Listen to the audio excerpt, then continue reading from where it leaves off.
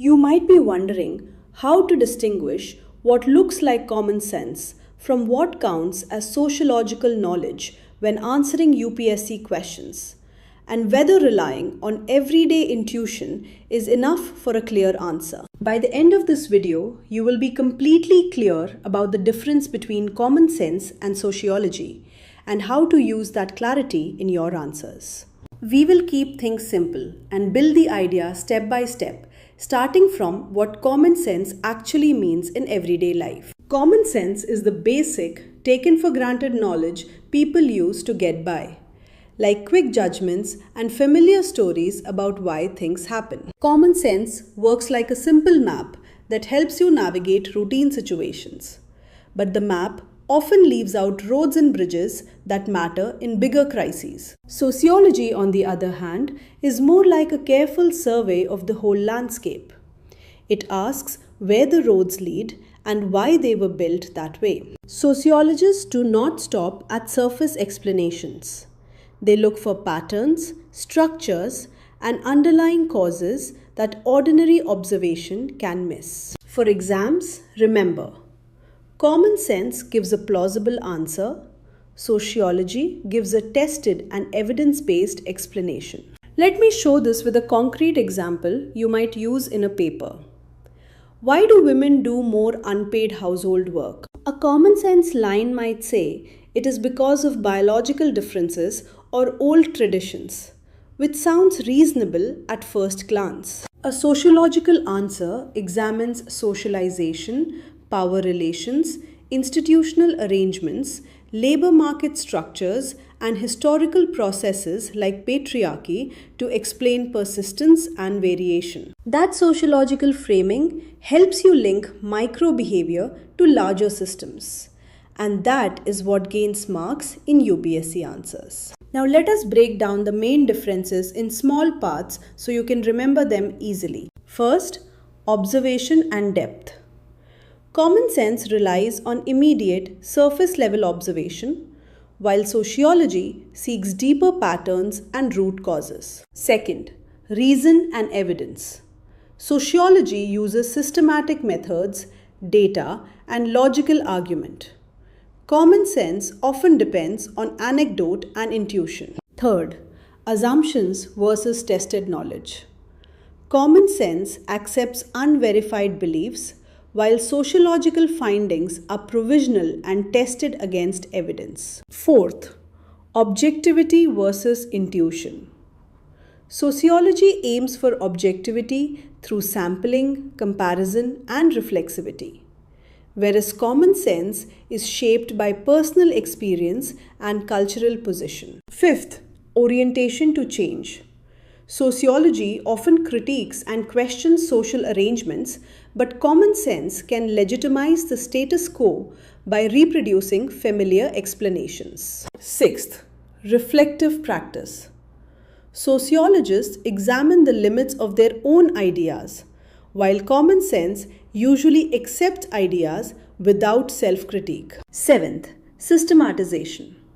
Sociology builds theories and methods that allow generalization, while common sense remains situational and fragmented. Despite these differences, there are useful overlaps you should keep in mind for your answers. Common sense often provides the initial hunch or question that becomes a testable hypothesis for sociological research. Commonsensical beliefs themselves are valuable data for sociologists, because they show how social order is maintained and reproduced in everyday life. And sometimes sociological findings filter back into everyday thinking and reshape common sense over time, which is an interesting process to note in essays. When you write for UPSC, this mutual relationship matters. Show how common sense might point to an issue, then use sociology to test and explain it rigorously. This concept is very important for your exams because questions often ask you to critique taken for granted ideas and propose evidence-based explanations. For example, a mains question might ask you to compare folk explanations with sociological theories, or to discuss the limits of common sense in public policy. So in answers, move from a common sense observation to sociological analysis and conclude with implications for policy or social change to score well. Here is a simple checklist you can use while answering. Identify the commonsensical claim, point out its limits, bring in sociological concepts or evidence, and end with a balanced judgment. Use examples like gender roles, caste, migration, or urban poverty, where common sense explanations are common, and show how structural factors change the story. Using an analogy can help you remember this structure. Think of common sense as a first draft and sociology as the edited, referenced final draft that stands up to scrutiny. Keep your language clear and avoid jargon, but insert one or two precise sociological terms to demonstrate conceptual understanding. Practice turning everyday observations into structured answers, and you will find this shift becomes natural over time. Towards the end, we will understand a key idea that most UPSC aspirants miss: that rejecting common sense entirely is unnecessary.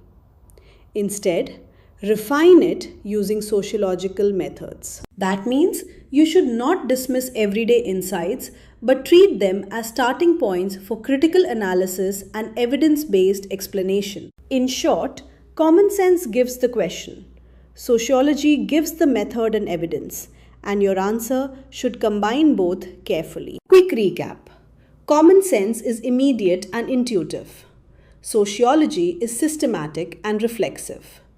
Both can complement each other if used correctly in exams. When you write answers, signal this comparison clearly, use examples to illustrate, and conclude with implications for policy or social change. You are now equipped to distinguish and use both modes of thinking in your UPSC responses with confidence. Keep practicing by converting ordinary headlines or classroom observations into sociological questions and short answers under timed conditions. If you try this approach in your next mock test, you will notice more clarity, better structure, and higher marks in explanatory questions. Thank you for staying with this explanation, and remember that clarity of thought beats clever sounding but unsupported claims. For more structured lessons, model answers, and practice questions on this topic, continue your preparation with EduRev and strengthen both your conceptual and answer writing skills. See you in the next lesson, where we will apply this method to a sample UPSC mains question step by step.